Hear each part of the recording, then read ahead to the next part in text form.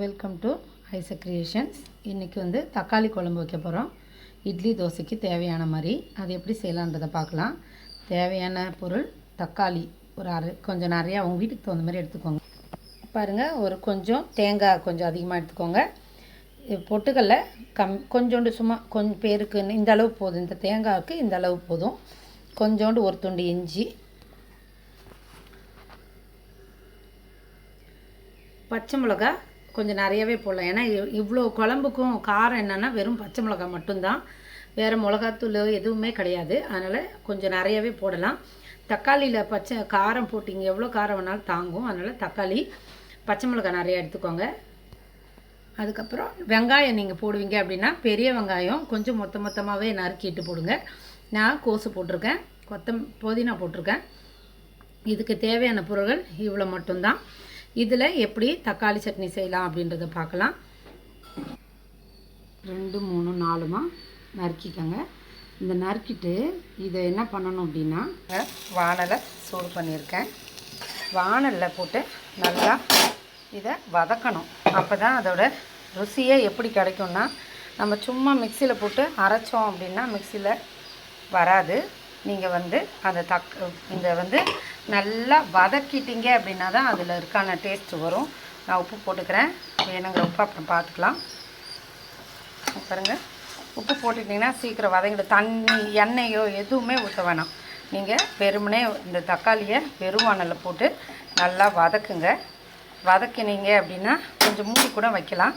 அது அப்படியே நல்லா பிரிஞ்சு தண்ணியெலாம் பிரிஞ்சு வரும். பாருங்கள், நான் ஒரு 5 நிமிஷத்துக்கு மூடி வைக்கிறேன். நம்ம ஒன்றுமே போடல இல்லையா, எப்படி தண்ணி விட்டுருக்குன்னு இந்த தண்ணியெல்லாம் சுண்டட்டும். அது வரைக்கும் நம்ம இதை சுண்ட விடலாம். நீங்கள் இப்படியே முன்னாடி காமிச்ச பார்த்தீங்களா பச்சையா, அப்படி அரைச்சிங்கன்னா அதுக்கு தகுந்த மாதிரி டேஸ்ட் இருக்கும். இந்த அளவுக்கு வதக்கிட்டு அரைச்சிங்கன்னா அதுக்கு வேறு மாதிரி டேஸ்ட் இருக்கும். நான் அப்புறமா காமிக்கிற பாருங்கள். அந்தளவுக்கு சுருளை வதக்கிட்டிங்கன்னா அதுக்கு தகுந்த ஒரு டேஸ்ட் கிடைக்கும். நீங்கள் எப்படி வேணுன்றதை நீங்கள் தான் முடிவு பண்ணிக்கணும். பாருங்கள், தண்ணி எல்லாமே சுண்டிருச்சு. இதுதான் இதுக்கு கணக்கு. இது ஆறட்டும். ஆறணுன்னே பார்க்கலாம். இதை என்ன பண்ண போகிறோம், இப்போ மிக்சியில் போட போகிறோம். பாருங்கள், தக்காளி இதில் போட்டோம். தேங்காயும் இதை பாருங்கள், தேங்காயும் பொட்டுக்கடலையும் இஞ்சி கொஞ்சம் துருவி போடுறோம். இப்படியே போட்டிங்கன்னா அரையாது. அதுக்கப்புறம் இங்கே பாருங்கள், இஞ்சியை நறுக்கி போட்டிருக்கேன். இந்த பாருங்கள், 2 பட்டை, 2 கிராம்பு போடுறோம். நீங்கள் சோம்பு போடுவீங்கன்னா சோம்பு போடுங்க. இதை மிக்சியில் நல்லா அரைக்கலாம். ரொம்ப நைஸாக அரைக்கக்கூடாது, குறப்பாக தான் அரைக்கணும். அப்போ தான் இந்த குழம்புக்கு நல்லாயிருக்கும். ஒரு கிண்ணத்தில் ஊற்றி வச்சுருக்கேன். ஏன்னா அது பொங்கும், கொஞ்சம் பார்த்துக்கோங்க. இதில் மஞ்சப்பொடி மட்டும் போட்டால் போதும், வேறு எதுவுமே போடக்கூடாது. நம்ம பாருங்கள், வானலை காய வச்சுருக்கோம். மல்லிக்காயை போடுறோம். அப்படியே கோஸை போடுறோம். நீங்கள் வெங்காயத்தை பல்லாரி வெங்காயம் தான் நீட்டாக அரைச்சிக்கோங்க. ஆனால் ரொம்ப பெருசாகவும் நறுக்காதீங்க, நீட்டாகவே குருமாவுக்கு பிரியாணிக்கெலாம் செய்ய முடியுங்களா, இல்லை நீட்டாக அரைச்சிட்டுக்கோங்க.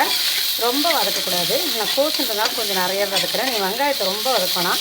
சும்மா ஒரு லைட்டாக நல்லா சொடங்கிருச்சு வெங்காயம்னா அது வரைக்கும் போடுங்க. அந்தளவு போடுங்க. அது கூட பச்சை மிளகாயும் போட்டு வதக்கிடுங்க. நீட்டாக நறுக்குங்க. அப்போ தான் கொஞ்சம் காரம் இறங்கும். நிறையா போடலாம், ஒன்றும் தப்பு இல்லை. ஏன்னா அது ஒன்றும் காரம் தெரியாது, அவ்வளோ தக்காளி போட்டிருக்கோம்ல, அதில் தக்காளியில் நமக்கு தெரியாது.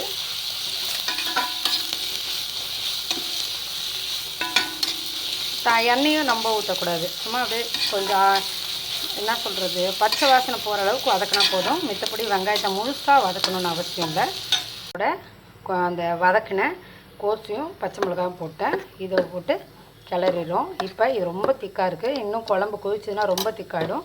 அதனால் இன்னும் கொஞ்சம் தண்ணி ஊற்றுறேன். அப்புறம் மஞ்சத்தூள் போட்டிருக்கேன். இவ்வளோ தான். உப்பு நம்ம முன்னாடியே கொஞ்சம் தக்காளி வதக்கும் போது போட்டோம் இல்லையா, அதனால் மறுபடியும் உப்புக்கு பார்த்துட்டு தான் போடணும். இதை கொதிக்க விடலாம். கொதித்த பிறகு காமிக்கிறேன். நம்ம முன்னாடி போட்டது தான், எதுவுமே நம்ம போடலை.